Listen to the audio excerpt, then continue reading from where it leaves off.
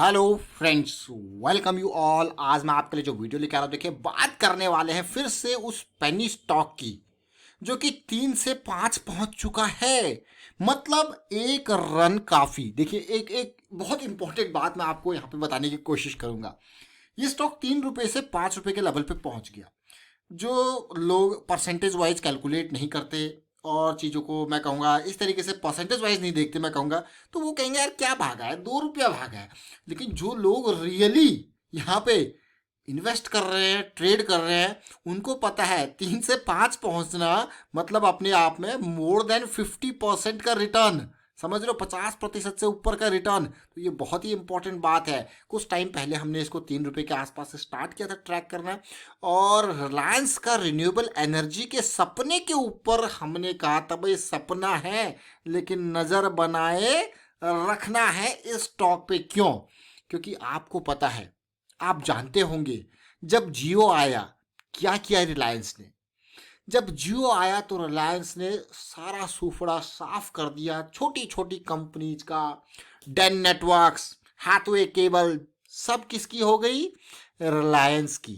वो छोटी छोटी जितनी भी कंपनीज हैं उनको एक्वायर करता रहता है। देखिए मैं ये नहीं कह रहा हूँ कि इसको रिलायंस इंडस्ट्रीज ने खरीद लिया, मैं बिल्कुल भी नहीं कह रहा हूँ। ये ऐसी कोई इन्फॉर्मेशन नहीं है और नहीं गुप्त सूत्रों द्वारा है, नहीं कहीं पे ये इन्फॉर्मेशन आई है।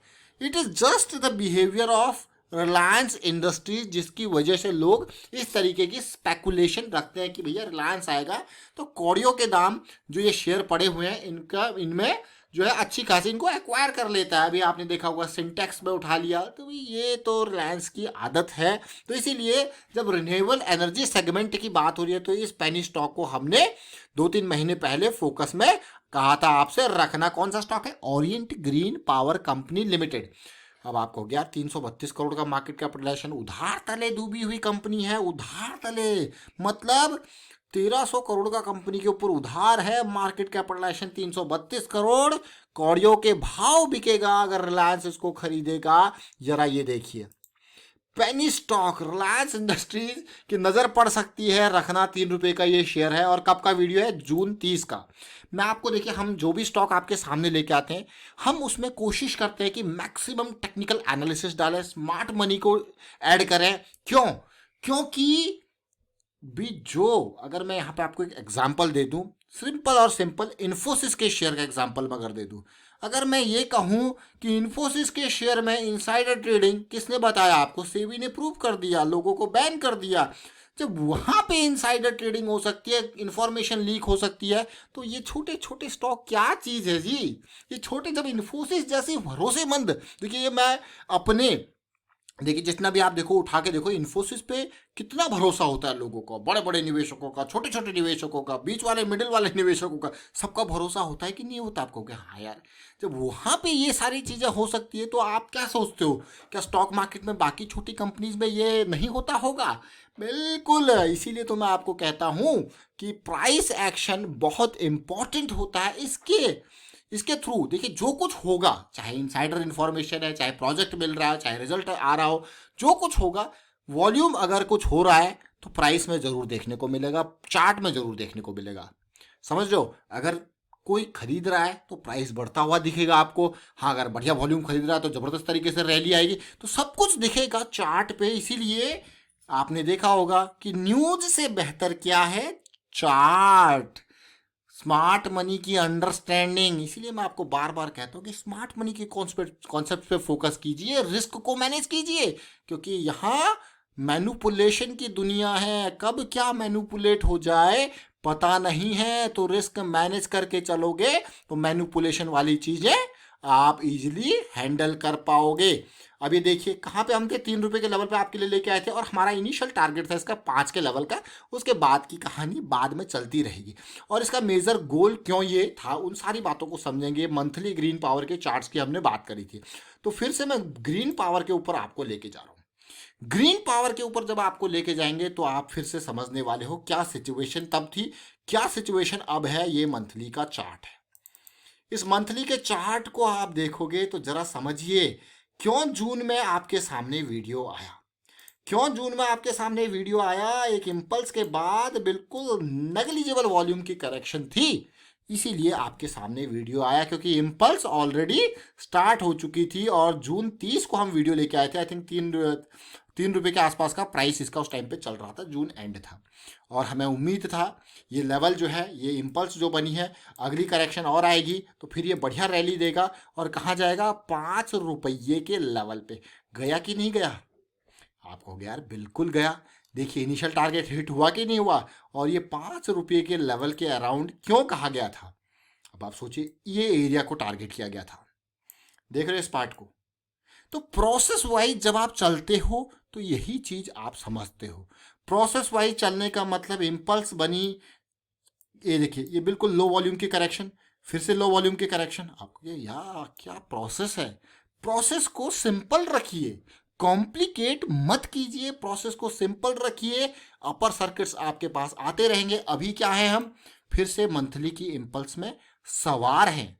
इस मंथली की इम्पल्स में सवार है तो कितनी दूर इम्पल्स जाएगी कोई पता नहीं। और दूसरी इंपॉर्टेंट बात, कोई भी पेनी स्टॉक हो क्यों ना हो, कितना भी अच्छा क्यों ना हो, बड़ा अमाउंट कभी नहीं, क्योंकि जब यहाँ लोअर सर्किट लगते हैं तो फिर आप निकल नहीं पाते हो। इसीलिए धीरे धीरे करके निकलना भी पड़ता है।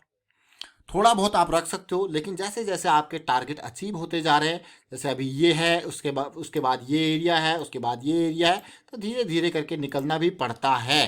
तो इसको ज़रूर समझें। मार्केट कभी भी एकदम डाउन या एकदम अप नहीं होगी, लेकिन छोटे स्टॉक में एक जो बहुत ही बुरी बात होती है वो क्या होती है भाई, सर्किट तो निकलने का मौका, सर्किट जो है जाने का मौका, बिल्कुल दोनों तरफ से आपको ब्लॉक करता है।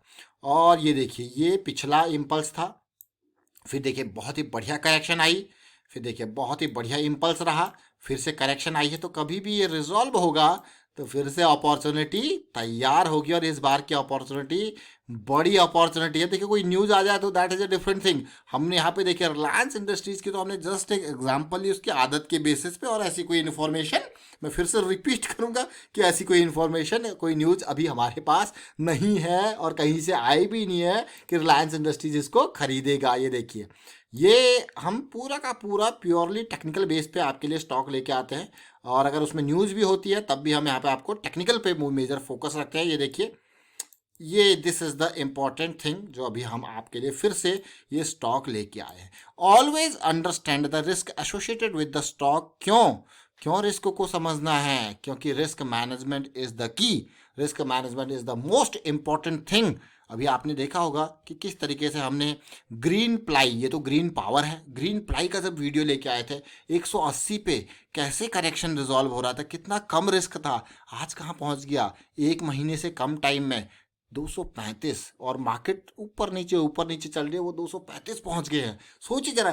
तो इस तरीके से, और अंडरस्टैंड, मैं कहूँगा देखिए बहुत ही इंपॉर्टेंट पार्ट है। अगर आप देखोगे स्मार्ट मनी के कॉन्सेप्ट को समझने की कोशिश करोगे तो कोई टफ काम नहीं है, बहुत ही आसान है। बस एक चीज़ जो आपको करना है वो थोड़ा सा मेहनत है, थोड़ा अपनी अंडरस्टैंडिंग, थोड़ा मेहनत चार्ट को अंडरस्टैंड करने में। और उनको देखिए दो तरीके से जब समझने की बारी आती है तो दो तरीके होते हैं। एक तो आप क्या कहते हैं बुक्स में लिखा हो तो आप पढ़ लेते हो, तो दैट इज़ कि भाई एग्ज़ाम पास करना है, ठीक है, उसके लिए हो गया।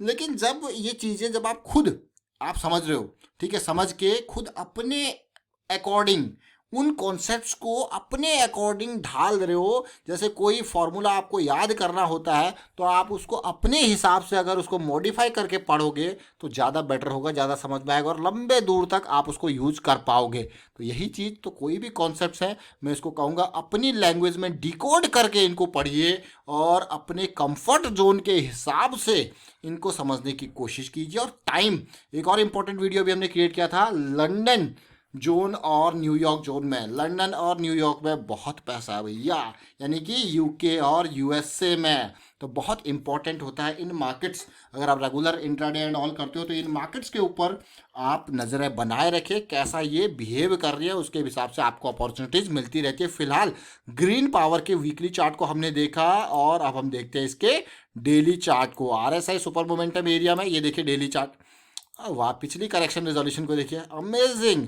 देखिए जैसे रिजॉल्व हो रही थी, हायर लो हमें यहाँ पे बना के दिया, तो 3 रुपए के लेवल बहुत ही इंपॉर्टेंट।